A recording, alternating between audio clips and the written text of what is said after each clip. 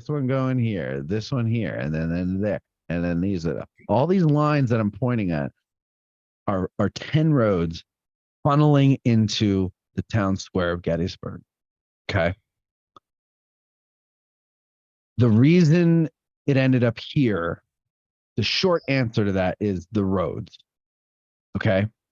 The long answer, because you threw a bunch of things in there. Why didn't they attack DC? Because it wasn't their objective. The reason Lee decided to do this, you've heard of the Battle of Antietam, right? Yep. So Lee in September of 1862 decides, I need to invade the North because we're starving. I need to invade the North because the Peace Democrats are weakening, for lack of a better word, the war effort. And maybe our presence there will be enough to tip them over the edge, and they will force Lincoln to come to the negotiating table and let us leave the Union. So he had, there were other ones, goals too. He wanted Britain and France to recognize the Confederacy and come into the war on their side. Perhaps if he could win a battle on Union territory, they'll say, oh, maybe there's something to this whole rebellion. And he also thinks that he's going to gain a lot of volunteers, recruits from the population in Maryland, because Maryland is a border state.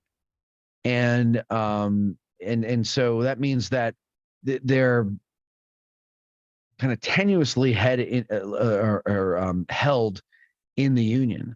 But like one false move on Lincoln's part or the Army's part, and they could go join the South, or at least that's the fear, right? So there's a few of those border states that's like, and they unofficially send troops to both sides of the war.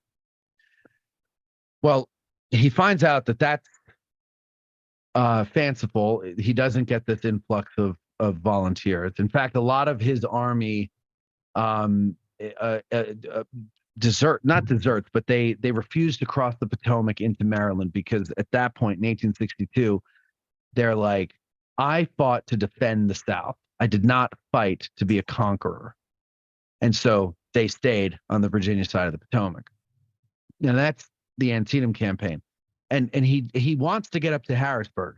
He wants to get to Harrisburg. He wants to take some rail lines. He wants to create some problems in the mines. Doesn't happen. He gets stopped in Sharpsburg, Maryland, along the Antietam Creek.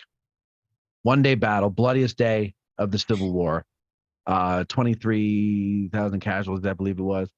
That's more Matt Borders' wheelhouse there. He's actually a guide there, which you should, if you ever get a chance to go there, take a tour with Matt, because he's really good. So he wants to try again, because in the spring of 1863, he finds his army is on the brink of starvation again. The war on the battlefield for him is going well. He's defeating the Union Army at just about every turn that matters. Out west, though, and out west by this point is along the Mississippi. We're not talking California or Nevada. Along the Mississippi River, Ulysses S. Grant has Vicksburg surrounded, and so they need to relieve pressure from Vicksburg. There's talk of sending some of Lee's army out there to help Pemberton, who's in command of Vicksburg, but Lee's like, hell no, I'm not giving you my men. We're not doing that. In fact, I'm going to invade Pennsylvania one more time, and this time we're going to get up there. We're going to get those mines. We're going to get the trails, or the train tracks, and the stations, the depots, and we're going to create such hell that they're going to come to the negotiating table. No problem. I'm oversimplifying. So he begins his march, and they use the Shenandoah Valley as a corridor to screen their movement. They use the mountains to screen their movement. And your question, why didn't they attack DC? One, not as objective. Two, Lincoln and the generals back in the War Department in D.C., they're constantly on the telegraph to General Hooker, who is the commander of the Army of the Potomac at that point. And Hooker's like, well, it looks like Lee has left Fredericksburg, because that's where they were staring at each other across the Rappahannock River at Fredericksburg. It looks like Lee has left, but he's left some guys back in Fredericksburg. Maybe I should go across the river and attack. And Lincoln says, no, don't do that. Let him go. I don't want you. He has this Lincoln has such a great way with words, and I'm going to screw it up. But it's in one of my narrative episodes, and I can't remember what it is now. But it's something like, we don't want the Army to do that, because we don't know that part that left might be swinging around to hit you in the ass, and then you can end up like an ox stuck over a fence being torn to bits by dogs. That's not the quote. He does it much more eloquently, and I can't bring it to mind. Was it an ox? It might not have been an ox. It might have been a wolf. I don't know what the hell it was, but, okay. But it might have been a cow or a bull. But might have been a bull. I think it was a bull.